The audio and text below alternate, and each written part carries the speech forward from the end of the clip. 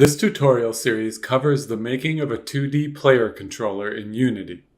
This first series includes ducking, ladders, wall sliding, and ledge climbing. It will also introduce you to many of the basic aspects of setting up a 2D game that uses Unity's tile map features. The controller is built using a simple state machine that transitions the player between the various action states we will create. Please feel free to request further features in the comments, and I will continue to extend the controller with the most popular requests.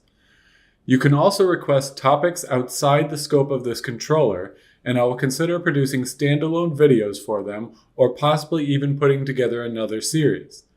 Let's get started. Let's start by creating a new project using the 2D core template. We're going to use the basic 2D option and then set up the universal render pipeline manually so we can see where to find the asset and how it is connected to the project. You can see there is another option named 2D URP that will set up the pipeline asset for you using the appropriate 2D settings. After the project loads, let's open up the package manager so we can install the universal render pipeline package. Make sure you have the Unity registry option chosen at the top and then look for the package called Universal RP. Now that we have the package, we can create the pipeline asset that our project will need to access the new rendering pipeline. Let's begin by creating a folder in our assets called URP. This is where we will store all of the items related to the universal render pipeline. Inside this folder, we can create the asset by bringing up the right-click menu and looking under Create. Underneath the rendering category, we can find the option called URP Asset with 2D Renderer. Let's keep the default name and just remove the word New from the beginning. This will generate two new scriptable objects related to the rendering pipeline. One of them is the pipeline asset, and the other is the 2D data object. The data object is where we can find many of the options that used to be under the graphics settings with the default rendering pipeline. We will come back to these options later when setting up our tile map. Now we need to connect this new pipeline asset to our project. We will do this by looking under Edit to find the Project Settings menu. Choose Graphics from the left panel, and here we can see some of the options that will be replaced by our new pipeline asset. Let's choose the asset by selecting it using the dialog that opens when clicking on the field under Scriptable Render Pipeline Settings at the top. This will warn you that making the switch may take a significant amount of time, but it happened almost instantly for me. Now that we have the pipeline connected to our project, let's save our scene for the first time. We'll call this scene World and put it into the Scenes folder that already exists. We can then delete the original sample scene that was created for us.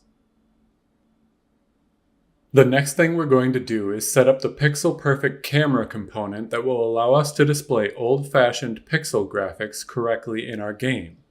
If you're using a newer version of the Unity editor, then this package will already be installed in your project as part of the 2D template that we use to create the project. Now we can attach the Pixel Perfect component to the main camera in our scene.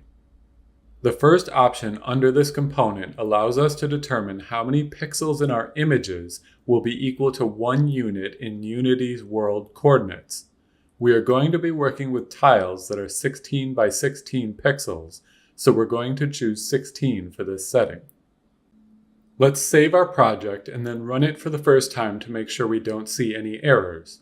You might see a warning that the scene is being rendered at an odd-numbered resolution, which may cause the Pixel Perfect camera to display improperly. To fix this, we can simply choose a standard even-numbered resolution from the drop-down at the top. Now that everything is running correctly, let's make sure all of our Universal Render Pipeline objects are in the right folder. There's one more settings object that was placed at the root of our assets folder. We can move this object into the URP folder so that all three are in the same place.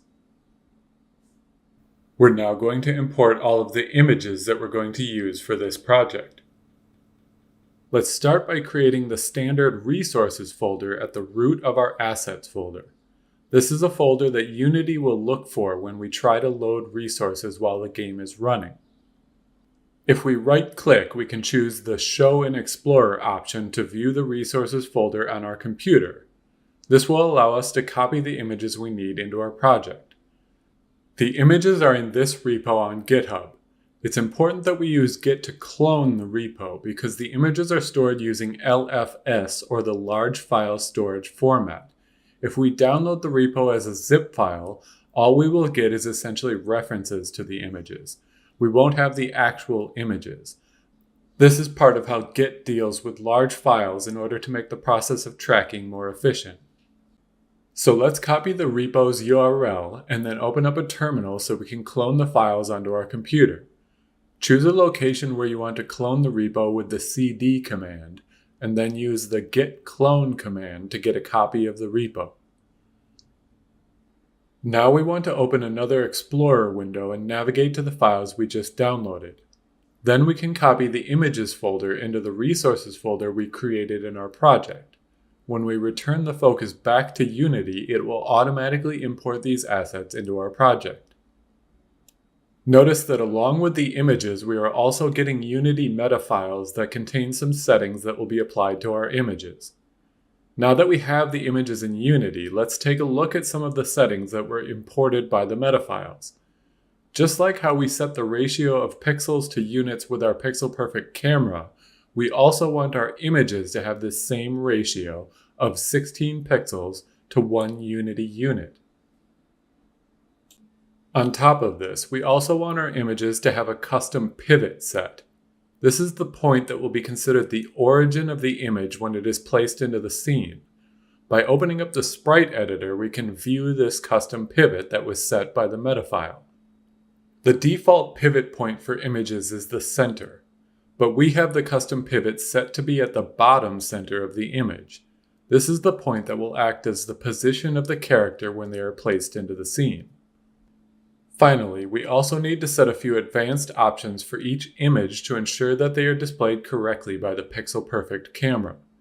We do not want any filtering or compression to be applied to our images, because this would blend together the pixels, ruining the pixel art look that we are going for. We have the filter mode set to point, no filter, and the compression set to none for every image that was just imported. This is all handled by the meta files.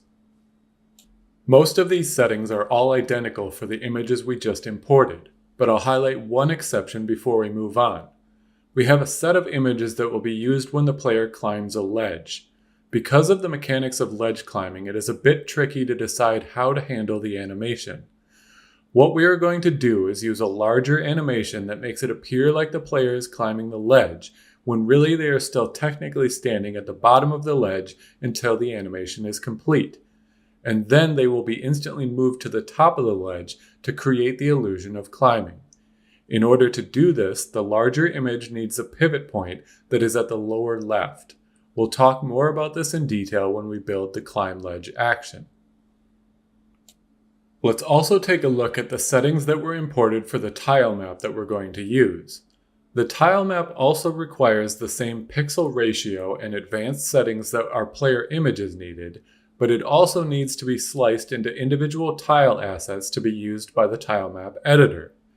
To do this, we first set the tile map sprite mode to multiple so that this image will be used as multiple individual sprites, and then we use the sprite editor to slice the image into tiles. This can be done by slicing the image based on the tile size we're using, which is 16 by 16 pixels.